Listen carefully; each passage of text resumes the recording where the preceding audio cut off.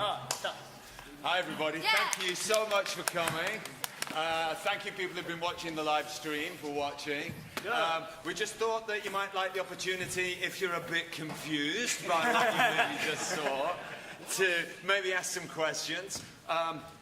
This is the product of about 5 weeks of solid rehearsal, day in, day out, sort of, that we've been putting this together for. We started in a room with just the 1920 silent movie of Dr. Caligari, and we just started watching that initially just as our text. Instead of having a script, we just pretended we'd found this strange piece of material, and we used that to try and say, well, how can we turn that into a theatre piece? And I had lots of collaborators who helped, and lots of ideas. But it was definitely a kind of journey of faith for the cast and the design people and the stage management who are here with us, who did a brilliant job making all the whiz-bangs happen. And yeah, well done.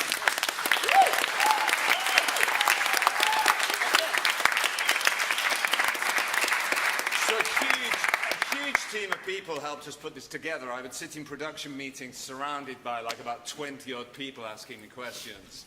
And we ended up with what we've got tonight. So after what you've seen, it'd be really interesting to just see if you've got any questions for the cast or myself or stage managers at all about what you've just seen. So no. Yes, thank you. There. Do you think that this production made more or less sense than the source material? Okay, did the production make more or less sense than the source material? I can't answer that. You answer that. Somebody here answer that. Much less. Well, no. In a sense, it stuck to the original source, Dr. Caligari. If you've watched it, it's very Caligari. The whole story is still there. It's just a new take on it. We've just added things to it to enhance the story or create our own story based upon that. So I think it's an adaptation as well as a recreation. Oh, some good words there. Well done. Oh, on fire. Some of the themes in the movie come out, and we started traveling down our own kind of rabbit holes with the themes, really. So we knew we weren't trying to create a linear story. It was much more like something like falling into a dream, like Alice, and seeing what happens. Yes. How long did it take from seeing the film to get into where you are and developing some kind of production? How long did it take from seeing the film? Well, it was just that really, honestly, there was just the 5 weeks. We just had that film, and we just walked forwards, really. And I kept throwing all sorts of other sources at it. I think Luke got more lines on Wednesday, was it? Opening night, Yeah. 25 minutes before we went up, I came up to you and gave you something. Yeah. Never forget that. And he was good. And what did you say when I said? I was fine with it. It made more sense to say it when I did, and what he gave me was when I sat down with Dan right at the beginning, and I said, danger is all around us, and it was just that part. It was about 7 or 8 lines, and it fitted so well into the context of when I was meant to say it that it was so easy to learn. See, they're all hypnotised to do anything. Gentlemen up front. Apart from the source, Dr. Caligari, what else did you use to inspire what you created? Oh, great, yeah. So what other sources did we use? The Matrix. Yeah, a bit of the Matrix. Vertigo. Alfred Hitchcock's Vertigo. The original film actually starts with the end of another story. There's the old man and Francis at the beginning, and the old man says, there are spirits all around us, and it's like the end of another story, a bit like how Raiders of the Lost Ark starts with the end of the previous story. So we started with the end of another film, which was Alfred Hitchcock's Vertigo, where people get thrown off a tower. And that was a starting point, so that's in there. What else? Dante's Inferno. Dante's Inferno. Hamlet. To be Bit of Hamlet. The Bible. Also Stephen's Yes, the Revelations, Book of Revelations. Yeah. Oh, song at the end as well. There's some Lou Reed in there, Yeah. and John. That's the important one. Yeah, but Lou Reed's in there. It was wherever anything sort of brought similar themes to us.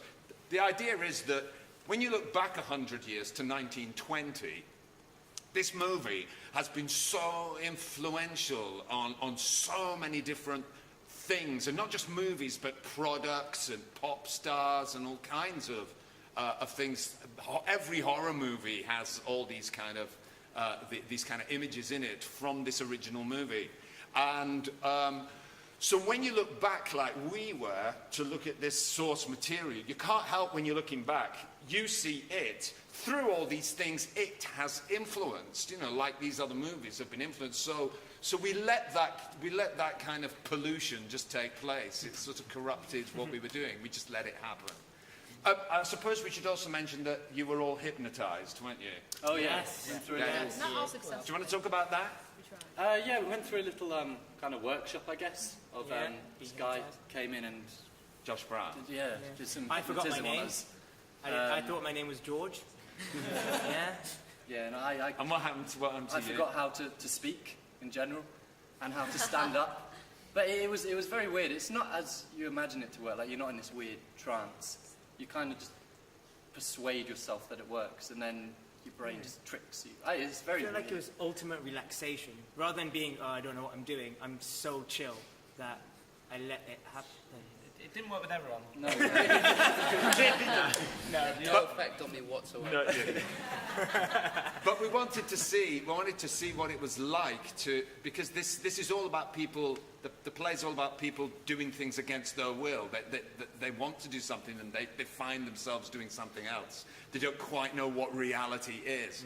So I wanted you to feel what it was like Yeah. to try and speak and not be able to speak, or to try and stand up and not know how, Yeah. or people didn't know who I was, which it would have been good if that lasted, maybe. But any more questions? Yes, gentleman in the middle. As actors, what was the most challenging thing about this production? What was the most challenging thing as actors about being in this production? It's probably the style. So, within our training, it's so focused on naturalistic acting and kind of finding the truth within things. So, for me personally, it's the style, because it's so stylistic, and you've just really got to push yourself to just go with it, rather than saying, oh, I need to find the truth behind it, there needs to be truth, and just go with the style, rather than it's kind of going against what you've learnt. So that's probably the hardest thing for me. Also, integrating movement within acting is quite a daunting thing, especially for me, as not a natural sort of mover in general. But so that was scary. But you just got to merge the two and find a happy medium, and it will eventually happen. And it will just sort of, one will influence the other, and it won't be movement and acting. It'll just be. There's a reason for the movement, and there's a reason for the acting. So it is like you say. There's not just the movement going, oh, we're going to do a sort of a dance piece now, and in the acting it was trying to merge those together and go, what is the reason behind it, why are you going into that section, sort of thing. Did you have a question? Yeah, I think my question was answered, but it was, what was the idea behind getting the audience to stand up? Okay.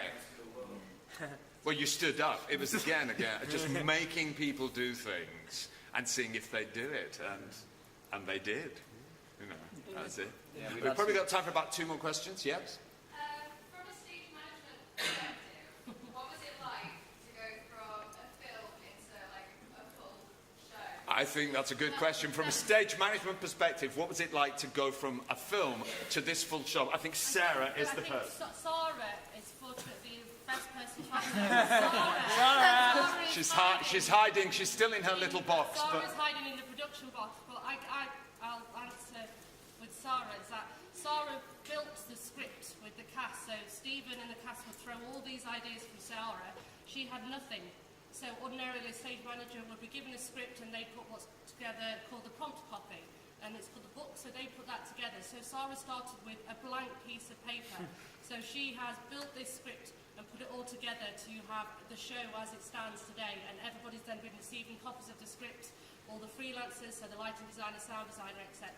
And every edit, every line change, every tiny change to a line, Sarah's got that down so that everybody's on the same page. So it's been run, hasn't it, Sarah? And they've kept you on your toes. Bit of a challenge. Sarah's one of our second year stage management students, so this is the first time Sarah's ever DSM'd a production, and to do a show as such as busy as Caligari, she's really risen to the challenge. Sarah, how many lighting cues are there? 192. That's it. And how many sound cues are there?